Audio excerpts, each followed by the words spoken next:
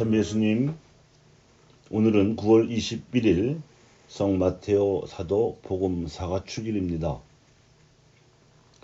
세리로 일을 하다가 예수님으로부터 제자로 부르심을 받은 그는 스승의 가르침을 꼼꼼하게 기억해 두었다가 복음서를 펴냈습니다.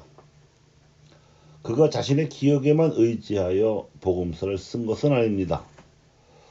예수님께서 돌아가신 후 초대교회 신자들은 자신들도 생전에 예수님을 만나서 가르침을 받은 이들이었기 때문에 주일 미사 때마다 그분이 당부하신 대로 성찬을 나누면서 그분에 대한 기억을 공유했습니다.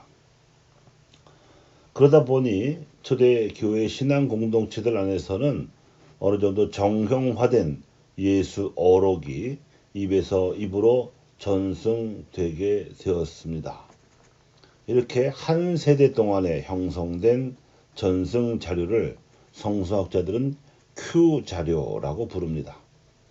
Q라는 이름은 독일어로 원천이라는 뜻을 가진 ���레에서 따온 것입니다.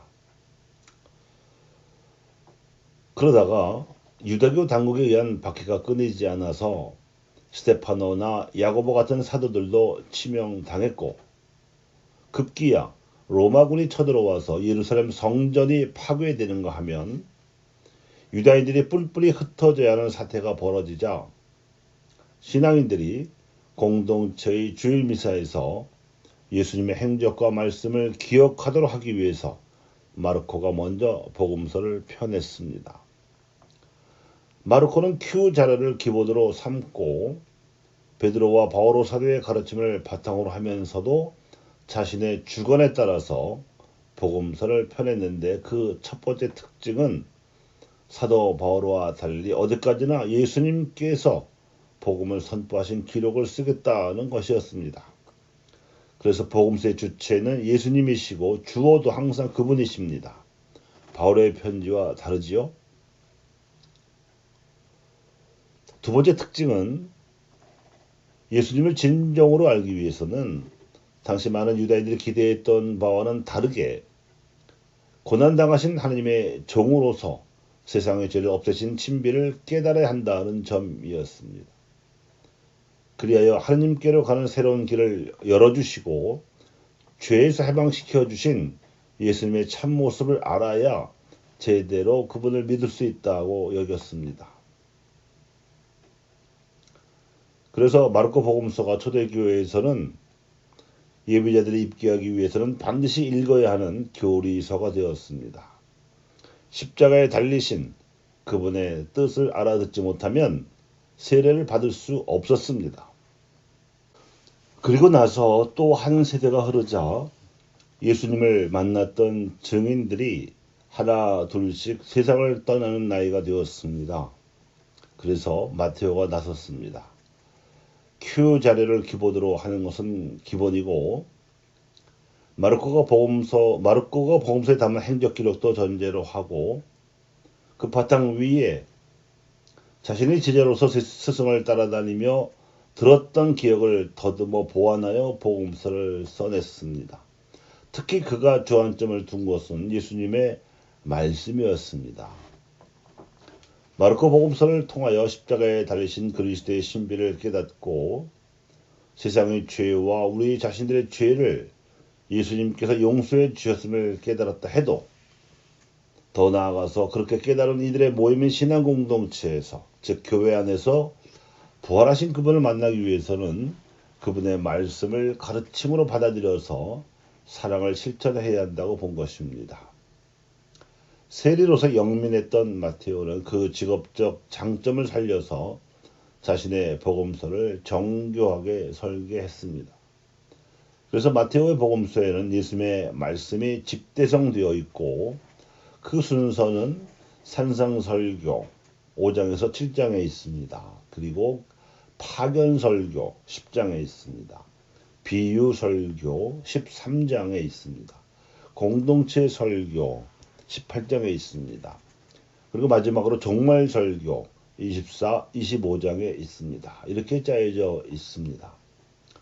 죄를 용서받은 바탕 위에 말씀을 살아야 부활하신 그리스도를 만날 수 있고 그래야 신앙인들의 공동체인 교회가 부활의 증인들이 될 수 있다는 마테오의 주관이 깔려 있었습니다. 우리네 영적인 몸도 이래서 성장할 수 있는 것이지요. 마르코 복음서에는 미처 그런 배려까지 하지 못했습니다.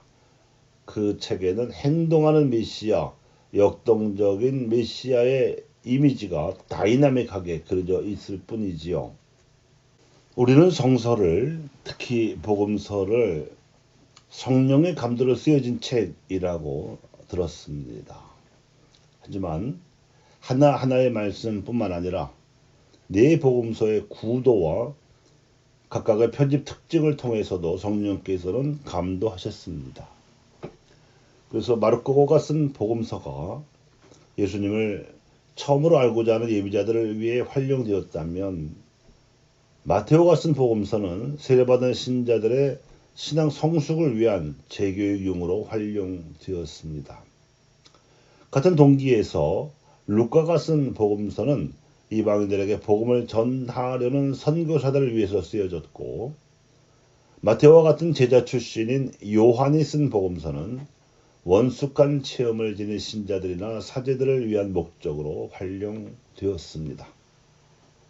우리가 어제 순교자 대축일을 지내면서 새로운 섬김의 리더십에 대해 말씀드렸습니다만, 그 바탕에는 대단히 의미심장한 조건이 들어 있었습니다. 즉, 강완숙 골룸바가 한문으로 된 천주 시리를 읽고 여성들에게 교리를 가르쳤고,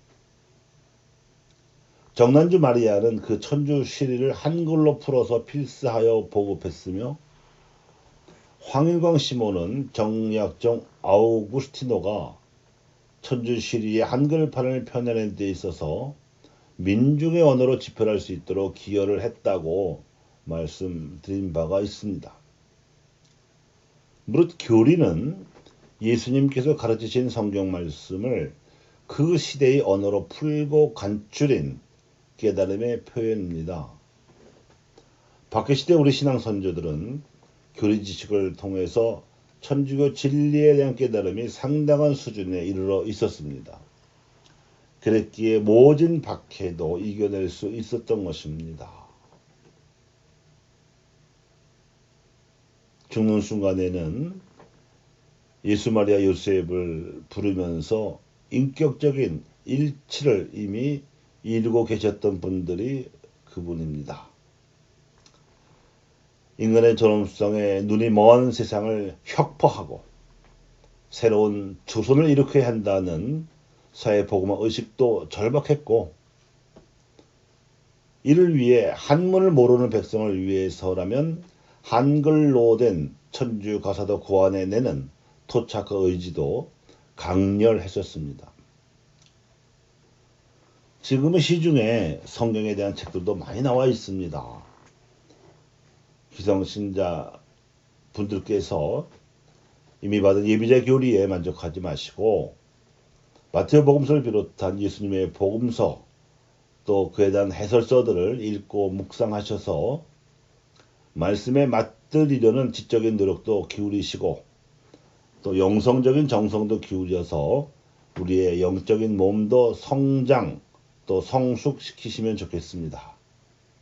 그렇게 해서 이룩되는 교회의 복음화야말로 사회 복음화를 이룩하기 위한 지름길이 아니겠습니까? 감사합니다.